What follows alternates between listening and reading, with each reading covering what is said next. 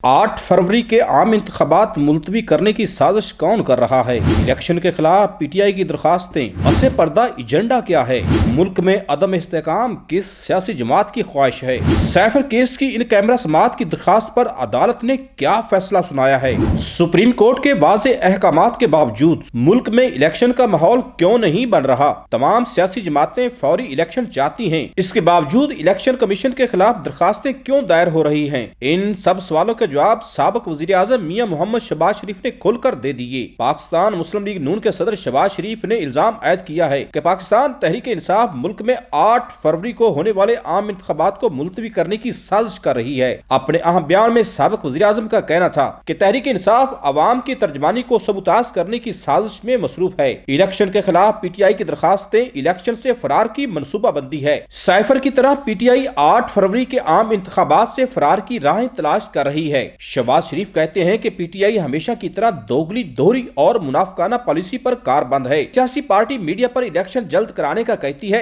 मगर अमली तौर पर अदालतों में तखीर की अपीलें दायर कर देती है। शहबाज शरीफ का अपने बयान में कहना था कि 2018 के इंतखाबात में भी ब्यूरोक्रेसी ने ही डिस्ट्रिक्ट रिटर्निंग अफसरान की जिम्मेदारियां निभाई थी। उस वक्त ब्यूरोक्रेसी के DROs का फर्ज निभाने पर पीटीआई ने एतराज नहीं किया, मगर अब DROs के खिलाफ पिटीशन लेकर पीटीआई लाहौर हाई कोर्ट चली गई। 8 फरवरी के इंतखाबात में तखीर हुई तो जिम्मेदार तहरीक इंसाफ होगी। इस पार्टी के रहनुमाओं ने पहले सैफर केस में अवाम को कुछ कहा, तहकीकात में कुछ और कहा। तहरीक इंसाफ यही मुनाफिकत इलेक्शन के हवाले से भी अपनाए हुए है। IMF प्रोग्राम के हवाले से भी तहरीक इंसाफ ने ऐसी ही साजिश की थी। शहबाज शरीफ ने इल्जाम आयद किया कि तहरीक इंसाफ मुल्क में आईनी बहरान पैदा करके सियासी अदम इस्तेहकाम चाहती है। पीटीआई नहीं चाहती कि मुल्क माशी तौर पर मजबूत हो और अवाम की माशी मुश्किलात खत्म हो। दूसरी तरफ सैफर एक्ट की खुसूसी अदालत ने सैफर केस की इन कैमरा समात की दरख्वास्त मंजूर कर ली। खुसूसी अदालत के जज अबुल हसनात जुल्करनैन ने प्रोसिक्यूशन की दरख्वास्त पर समात की, जिसे प्रोसिक्यूशन ने सेक्शन 14A के तहत गुज़श्ता रोज दायर किया था। दौरान समात FIA के प्रोसिक्यूटर रिजवान अब्बासी ने अपने दलाइल में कहा कि ऑफिशियल सीक्रेट एक्ट की सेक्शन 14 के तहत समात इन कैमरा होनी चाहिए। हालात वाकयात के तनाजुर में खुफिया ट्रायल का कहा गया है और सैफर सीक्रेट था तो समात भी इन कैमरा होनी चाहिए। रिजवान अब्बासी ने कहा कि चार्ज फ्रेम हो चुका, शहादतें रिकॉर्ड होना है और शहादतें रिकॉर्ड करते वक्त सीक्रेसी को मद्देनजर रखा जाए। इस दौरान शाह महमूद कुरैशी के वकील अली बुखारी ने कहा कि हमने जेल ट्रायल का नोटिफिकेशन हाई कोर्ट में चैलेंज किया था। हाई कोर्ट ने नोटिफिकेशन कलअदम करार देकर ओपन ट्रायल का हुक्म दिया। अब हमें मीडिया से इल्म हुआ है कि फर्द जुर्म आयद कर दी गई है। इस पर जज ने अली बुखारी से पूछा कि आप समात के दौरान कहाँ थे? सबके सामने चार्ज फ्रेम हुआ था। फर्द जुर्म अदालत में पढ़कर सुनाई गई। बाद अज़ां अदालत ने प्रोसिक्यूशन की इस्तदा मंजूर करते हुए सैफर केस की इन कैमरा समात की दरखास्त मंजूर कर ली। अदालत ने दो टोक कह दिया कि सिर्फ मुल्जमान की फैमिली मेंबरान को दौरान समात कमरा अदालत में रसाई दी जाएगी।